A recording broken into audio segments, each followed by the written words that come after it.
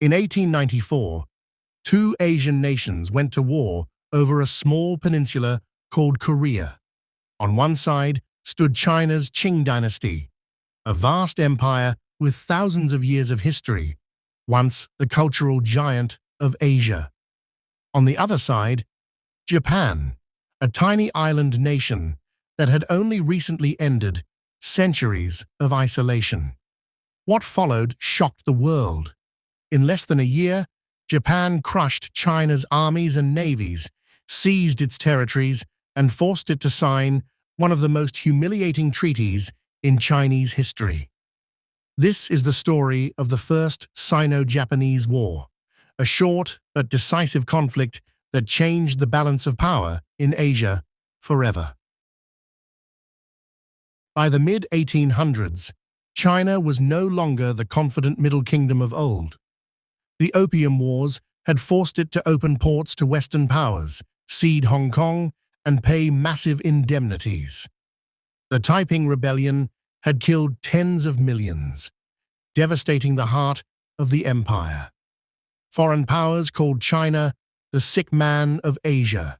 Its military was corrupt, its economy weak, and its rulers clung to old traditions while the world modernized around them. But China still had pride, and one of its symbols of influence was Korea. For centuries, Korea had been a loyal tributary state of the Qing dynasty. Chinese officials believed it was their rightful role to protect Korea from outsiders. Yet Japan had other plans. After the Meiji Restoration in 1868, Japan transformed. Samurai were replaced by modern conscript armies. Steamships, telegraphs, railroads, and Western artillery became part of the landscape. In just a few decades, Japan turned itself into a modern power. And with modernization came ambition. Japan saw Korea not as China's client state, but as its own opportunity, a dagger pointing at the heart of Japan, as strategists called it. Whoever controlled Korea controlled the security of Northeast Asia. By the 1890s, both China and Japan were looking at Korea, and a confrontation seemed inevitable. In 1894, the spark finally came. Korea was in crisis. The Tonghak Rebellion, a massive peasant uprising, swept across the countryside. The Korean king, fearful for his throne, called for help from China. China sent troops, as it had done for centuries. But this time, Japan responded by sending its own soldiers, claiming it needed to protect its interests. Suddenly, two rival armies stood in Korea, staring each other down. Tensions rose. Neither side wanted to back down. On July 25, 1894, the war officially began, when Japanese warships attacked and sank a Chinese transport vessel, killing hundreds of soldiers before they even reached Korea. The First Sino-Japanese War had begun. The first major battle came at Asan, where Japanese forces clashed with Chinese troops who had already landed in Korea. The Chinese were defeated, forced to retreat north. Next came the Battle of Pyongyang in September 1894. Pyongyang was a fortified city defended by thousands of Qing soldiers. But Japan's modern artillery, discipline, and coordinated attacks quickly overwhelmed the defenders. After a day of fighting, the Chinese surrendered.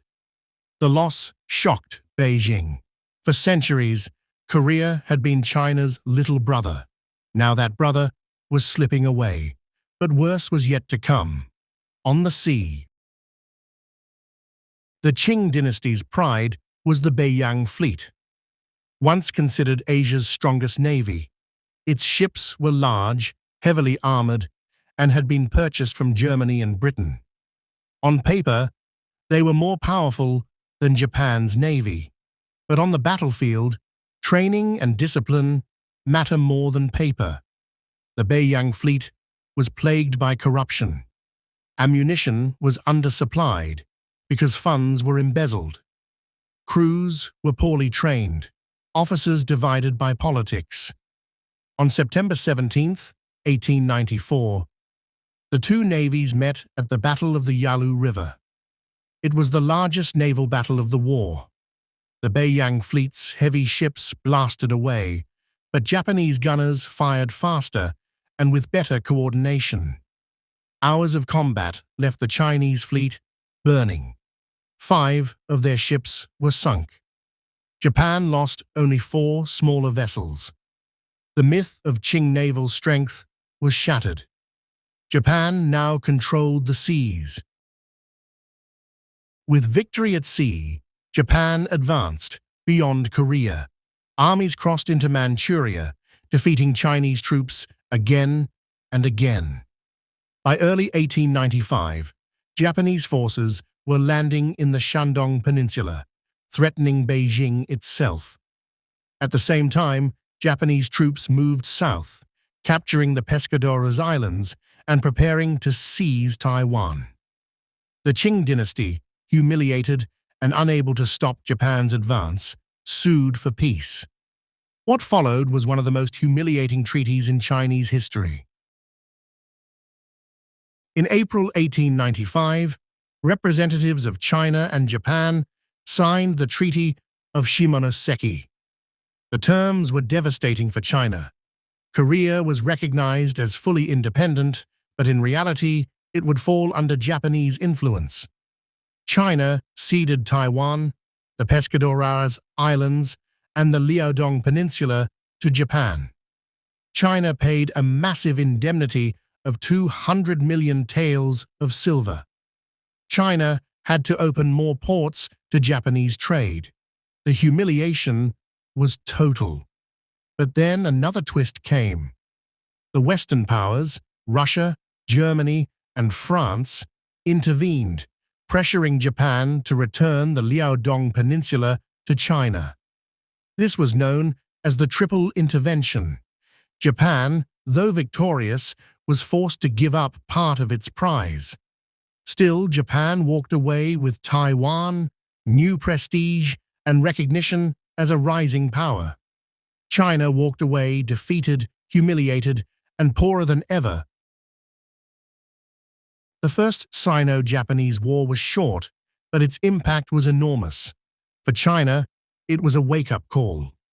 Reformers pushed for modernization, the self-strengthening movement, and later the 100 Days Reform. But resistance from conservatives, corruption, and inertia meant China continued to stumble. For Japan, the war was proof of its transformation. The world now saw Japan as a modern power, the first Asian country to defeat a major Asian empire in the modern era. Within a decade, Japan would challenge Russia itself in the Russo-Japanese War of 1904 to 1905, cementing its place on the world stage. For Korea, the war meant the end of centuries of Chinese influence and the beginning of Japanese domination. In 1910, Japan would formally annex Korea as a colony. And for the world, the war was a sign. The balance of power in Asia had shifted forever. In less than a year, Japan shattered the myth of Chinese dominance. The First Sino-Japanese War was not just a battle over Korea. It was a turning point, the moment Asia's future changed course. China, once the center of civilization, was now on the defensive. Japan, once isolated, had risen to become a modern empire. This was the beginning of a new era, one that would bring both nations into even greater conflict in the century to come. If you enjoyed the video, please subscribe, share, and like this video. Thank you for watching.